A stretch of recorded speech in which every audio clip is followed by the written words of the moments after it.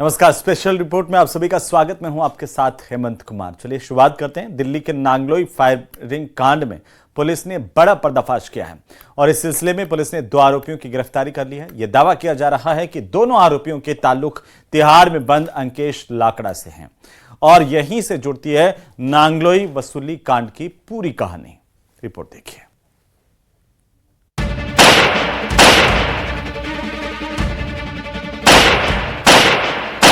Nangloi firing कांड में Delhi police का एक्शन। स्पेशल सेल के शिकंजे में आए 2 आरोपी। तिहाड़ से रची गई नांगलोई फायरिंग कांड की साजिश। देश की राजधानी दिल्ली में अपराध और अपराधियों ने कैसे सिर उठा रखा है, ये तस्वीरें इसकी बानगी हैं। आप जानकर चौंक जाएंगे, चाहे लोगों को डराना धमकाना हो या फिर किसी दुश्मन को ठिकाने लगाना। दिल्ली में सब कुछ आसानी से हो जाता है, वो भी तिहाड़ जेल में बैठे बैठे। अब शनिवार को नांगलोई में मिठाई की दुकान में हुई फायरिंग की कहानी के तार भी तिहाड़ जेल से जुड़ गए हैं। स्पेशल सेल की एनसीआर टीम ने इसी सिलसिले में 2 शूटर्स को गिरफ्तार किया है।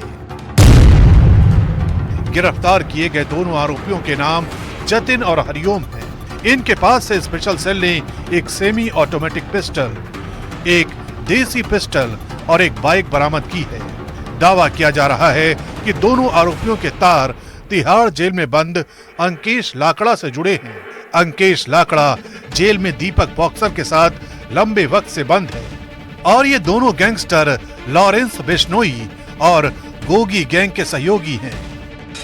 शूटर्स की प्रोफाइल है, एक लड़का है जिसका नाम है हरिओम और दूसरा है जतिन। हरिओम की उम्र है 27 साल, जतिन की उम्र है 21 साल। इनसे हमें जो वेपन्स बरामद हुए हैं, एक सेमी ऑटोमेटिक पिस्टल बरामद हुई है जिससे ये फायरिंग हुई है, जिसमें इन्होंने 4 राउंड फायर किए थे और 5 लाइव राउंड्स इनसे मिले हैं। एक कंट्री मेड पिस्टल मिली है। जानकारी के मुताबिक नांगलोई में फायरिंग की वारदात को अंजाम देने के लिए इन्हें सोनीपत से हथियार दिए गए थे। इनके पास तक हथियार किसी अज्ञात शख्स ने पहुंचाए थे। आपको बता दें कि नांगलोई में मिठाई की दुकान में हुई फायरिंग के दौरान अंकेश लाकड़ा और दीपक बॉक्सर के नाम से पर्ची फेंकी गई थी। इन पर्चियों के पीछे जितेंद्र गोगी और फज्जा नाम के बदमाश की भी फोटो थी, लेकिन अब इनका गैंग दीपक बॉक्सर संभाल रहा है, जिसे बीते साल ही विदेश से भारत लाया गया था। खबर है कि स्पेशल सेल ने जिन जतिन और हरिओम नाम के आरोपियों को गिरफ्तार किया है, उन्हें मिठाई की शॉप पर धमकी देने के लिए भेजा गया था और अब इन दोनों आरोपियों का तिहाड़ से कनेक्शन सामने आ रहा है। यानी राजधानी दिल्ली की जेल अपराधियों के लिए ऐशगाह जैसी हो गई है, जहां बैठकर अपराधी न सिर्फ धड़ल्ले से फोन का इस्तेमाल कर रहे हैं, बल्कि मनचाही वारदातों को तिहाड़ में बैठे बैठे अंजाम दे रहे हैं।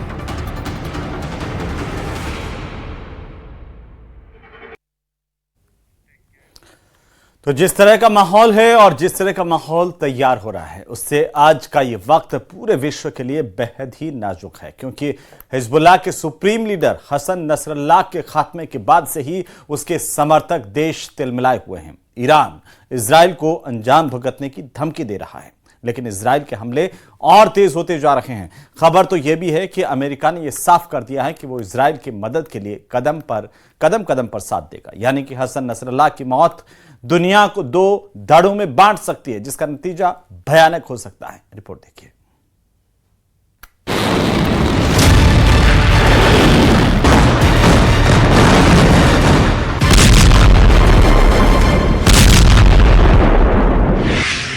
क्या नसरल्लाह की मौत से तबाही का दरवाजा खुल गया? क्या ईरान की धमकी का खतरनाक असर होने वाला है? क्या मिडिल ईस्ट में सुलगी चिंगारी अब धड़कने वाली है?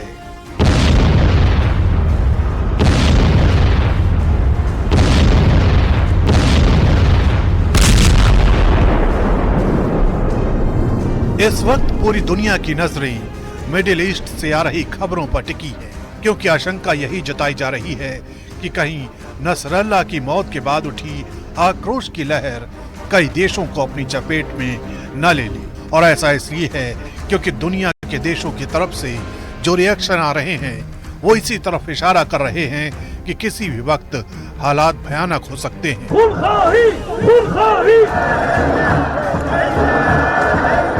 आपको दिखाते हैं कि हिजबुल्लाह के सुप्रीम कमांडर हसन नसरल्ला की मौत के बाद क्या क्या रिएक्शन आए हैं। ईरान के राष्ट्रपति मसूद पेजेशकियान ने इजराइल को धमकी देते हुए कहा है, अंतर्राष्ट्रीय समुदाय ने अगर इजराइल को नहीं रोका तो अपने हिसाब से जवाब दिया जाएगा। उधर इस्लामिक रेवोल्यूशनरी कॉर्प्स के डिप्टी कमांडर अब्बास निलफोरोशान की भी मौत हो चुकी है, जिसके बाद ईरान के विदेश मंत्री का भी बयान आया है। उन्होंने कहा है, हमारे कमांडर का बलिदान बेकार नहीं जाएगा।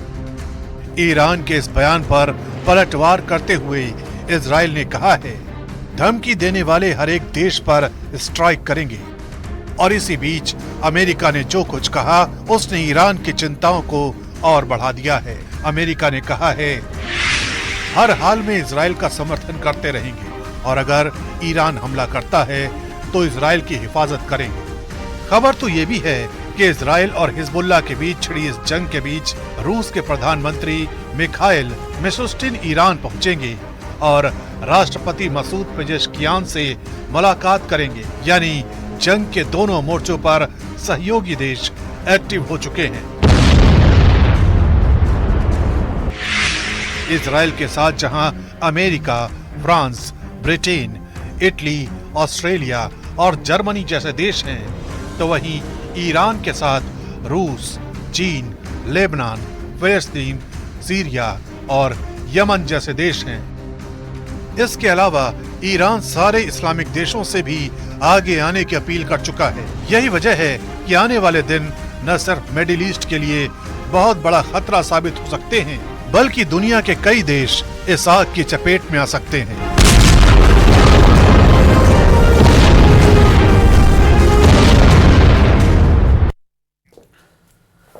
तो क्या ईरानी सीक्रेट एजेंट की मदद से हिजबुल्लाह का चीफ नसरल्ला मारा गया? ये सवाल इसलिए उठ रहा है क्योंकि फ्रांस के एक अखबार ने इस बात को लेकर दावा किया है कि ईरानी जासूस ने इजरायली आर्मी को हिजबुल्लाह चीफ की सटीक लोकेशन दी थी। रिपोर्ट देखिए।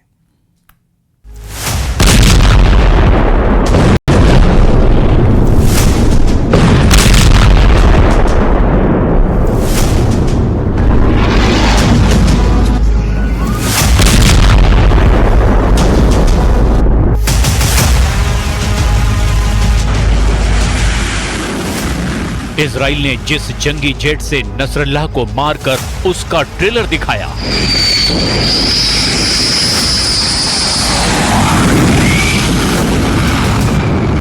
इजराइल ने जिस बंकर बस्टर बम से नसरल्लाह को उड़ाया उसकी पूरी फिल्म दिखाई।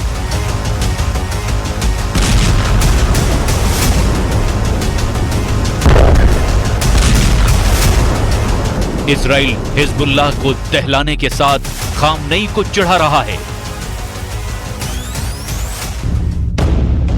लेकिन अब दहलने का नंबर इजराइल का है। हिजबुल्लाह खौफनाक बदले के वॉर प्लान पर एक्शन शुरू कर चुका है। वहीं इजराइल हिजबुल्लाह को मातम मनाने का मौका भी नहीं दे रहा। एक के बाद एक धमाके हो रहे हैं।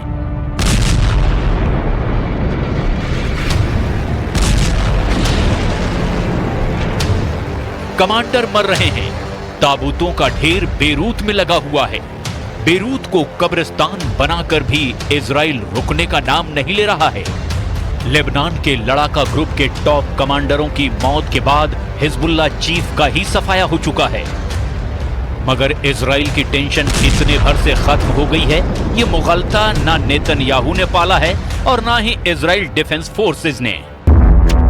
वजह है हिजबुल्लाह के असल आका लेबनान के इस फाइटर ग्रुप का रिमोट कंट्रोल तेहरान में है, जहां से हिजबुल्लाह की उस यूनिट को अब वॉर जोन में उतारा जा रहा है, जिसने इजराइल को सबसे ज्यादा बार दहलाया है।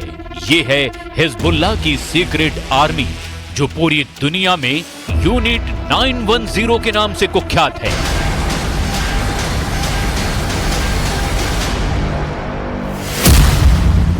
जिसे हिजबुल्लाह की काली कसाई यूनिट और हिजबुल्लाह के मोसाद एजेंट्स का नाम भी दिया जाता है। खामनेई के ऑर्डर पर यूनिट 910 के किलर सोल्जर्स इजराइल से नसरल्लाह की मौत का बदला लेंगे, मगर कैसे? क्या है वॉर प्लान? कौन हैं यूनिट 910 के किलर एजेंट्स? इसके पास कैसे हथियार हैं? इनकी वॉर प्लानिंग क्यों दुनिया भर में कुख्यात है? जब आप ये सब जानेंगे तो दंग रह जाएंगे। मगर पहले सुनिए इजराइल के आर्मी चीफ का ये बयान, जो कि तब आया है जब उन्हें हिजबुल्लाह की यूनिट 910 के युद्ध में उतारने का पता चला। סיימתי כעת הערכת מצב ואישור תוכניות בפיקוד הצפון. צפויים לנו ימים מאתגרים. כוחות צה"ל נמצאים במוכנות שיא, בהגנה ובהתקפה, בכל הזירות ומוכנים להמשך.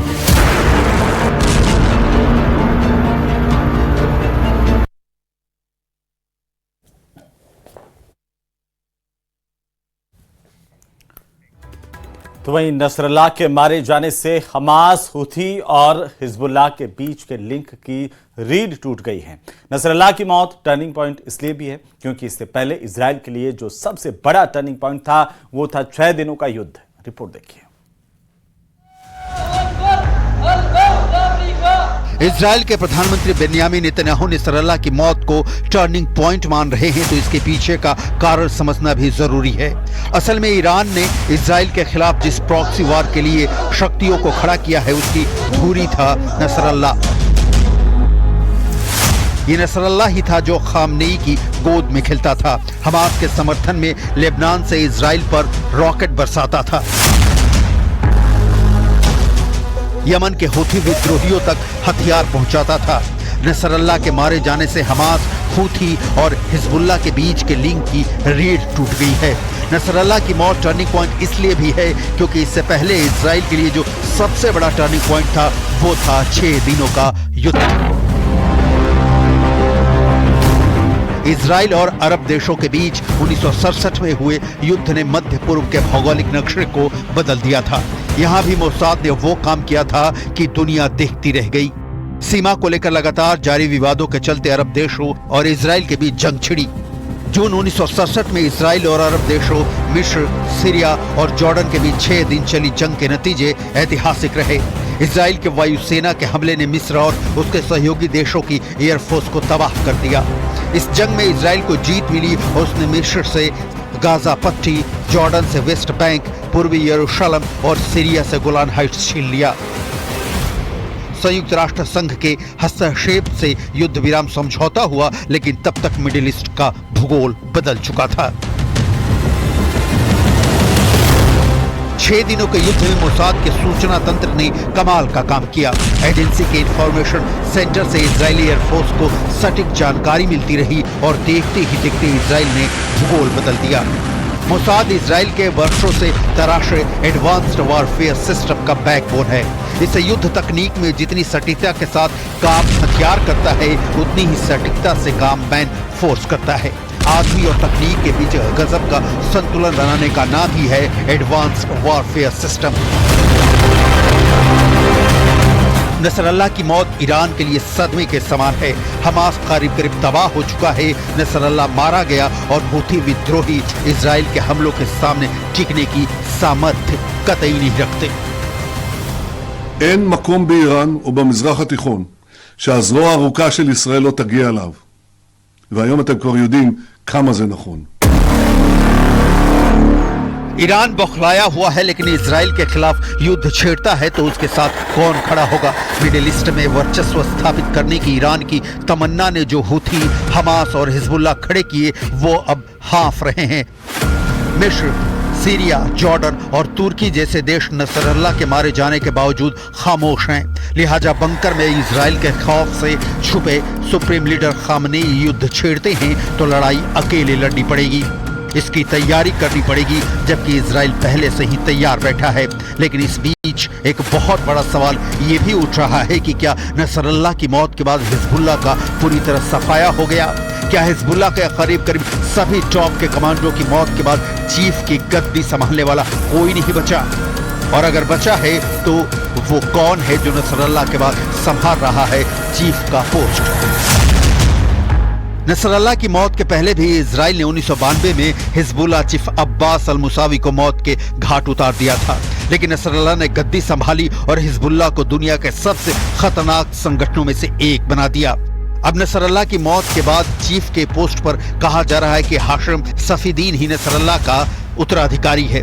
हिजबुल्लाह के करीबी सूत्रों का कहना है कि नसरल्लाह के उत्तराधिकारी माने जाने वाले हाशिम सफीदीन हमले में जिंदा बच पाने में सफल रहा है। कौन है Hashim Safieddine? Hashim Safieddine Hezbollah के राजनीतिक मामलों को देखने वाले जिहाद परिषद में बैठने वाले सफीदीन नसरल्लाह का चचेरा भाई है। एक मौलवी है और राजनीतिज्ञ है। अमेरिकी विदेश विभाग ने 2017 में हाशिम को आतंकवादी घोषित किया था। नसरल्लाह ने हिजबुल्लाह के भीतर परिषदों में हाशिम के लिए पदों को तैयार करना शुरू कर दिया था।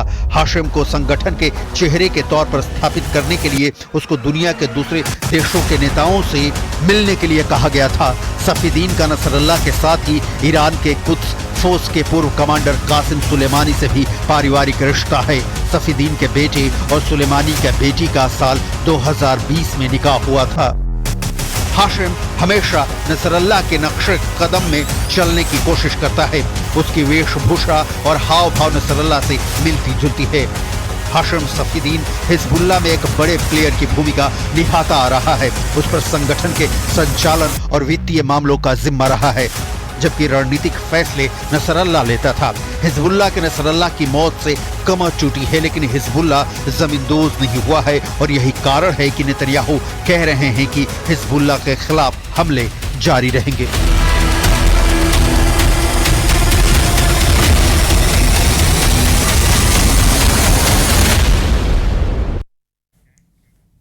तो चलिए बात करेंगे बाढ़ की, क्योंकि नेपाल में लगातार हो रही भारी बारिश की वजह से कई शहरों में हाहाकार मचा है। बाढ़ की चपेट में आने से अब तक 192 लोगों की मौत हो चुकी है। नेपाल के कई हिस्सों में बारिश की वजह से यह हिस्से जलमग्न होने की खबर मिल रही है। अधिकारियों की माने तो अब तक 79 से ज्यादा लोग लापता हुए हैं, जिनकी तलाश की जा रही है।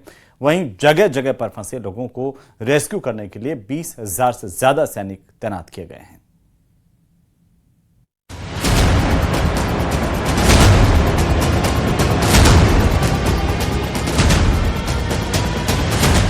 बिहार में गंगा गरज रही है।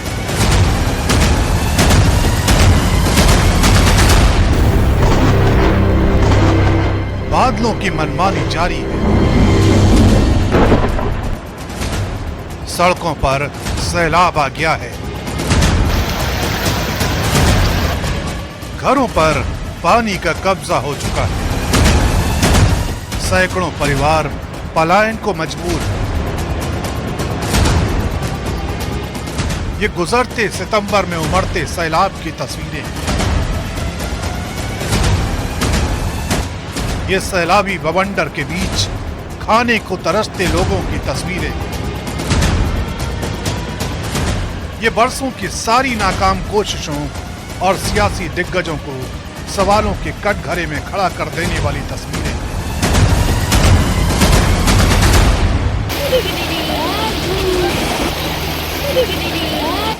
ये बिहार की तस्वीरें हैं। वही बिहार जो नेपाल से बहकर आते सैलाब के आगोश में डूबता जा रहा है।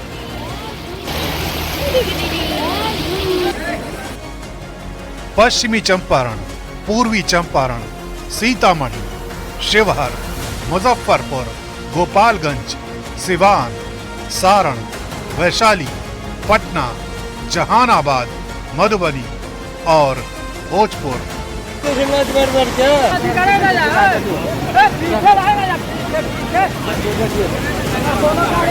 ये वो जिले हैं जहां सैलाब ने डेरा डाला हुआ है। बारिश का ब्रेक फेल है। लोग बेबस और परेशान हैं। कुदरत की जद से कोई अछूता नहीं है। नेपाल में आपदा आती है तो असर भारत पर भी पड़ता है, खासतौर पर बिहार पर। और इस बार वही इतिहास दोहराया गया। काठमांडू समेत नेपाल के कई शहरों में बाढ़ और बारिश ने कहर ढाया है, तो मुजफ्फरपुर की नदियों में जलस्तर बढ़ गया, घरों में पानी घुस गया है, खेत डूब गए हैं। जान बचाने के लिए सैकड़ों लोगों ने पलायन शुरू कर दिया। और इस वक्त हम आपको तस्वीर दिखा रहे हैं मुजफ्फरपुर के पारू इलाके में, जो नारायणी गंडक का जलस्तर बढ़ा, उसके बाद आप देख सकते हैं किस तरीके से तमाम क्षेत्रों में पानी जो है वह बढ़ने लगा है। और नाव से हम आपको अंदर की तस्वीर दिखा रहे हैं कि देख सकते हैं किस तरीके से बाढ़ का इलाका जो है वह पूरा बन चुका है। काफी ज्यादा पानी जो है, जिस रफ्तार से पानी बढ़ रहा है, तो समझा जा सकता है कि कई इलाके जो है उन तमाम ग्रामीण क्षेत्रों में भी जो है, जो घरों में है, उन तमाम जगहों पर पानी भर जाएगा। ऐसे में लोग काफी परेशान हैं। नाव पर जो लोग हैं उनसे भी हम बात करेंगे।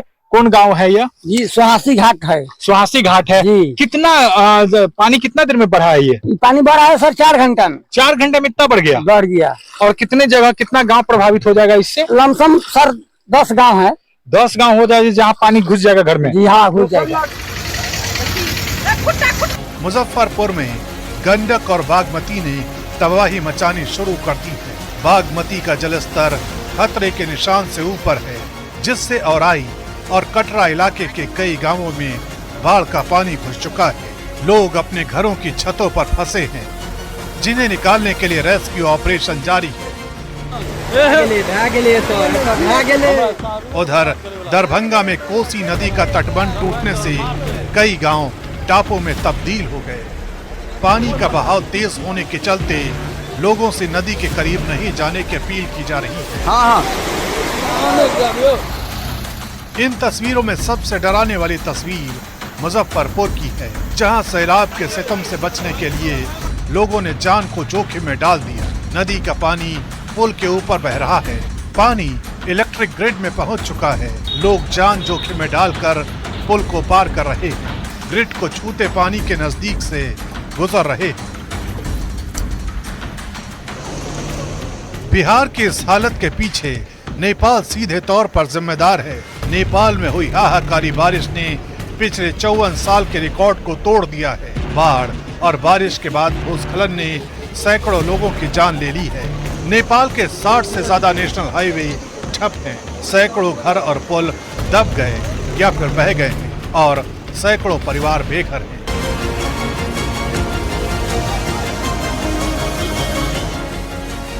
नेपाल के 56 जिलों में अलर्ट है।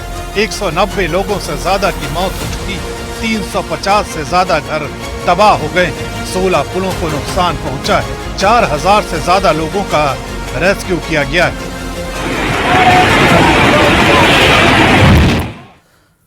और चलिए इसी के साथ ही स्पेशल रिपोर्ट में अभी के लिए फिलहाल इतना ही। छोटे से ब्रेक के उस पार आप देखिए महारो राजस्थान।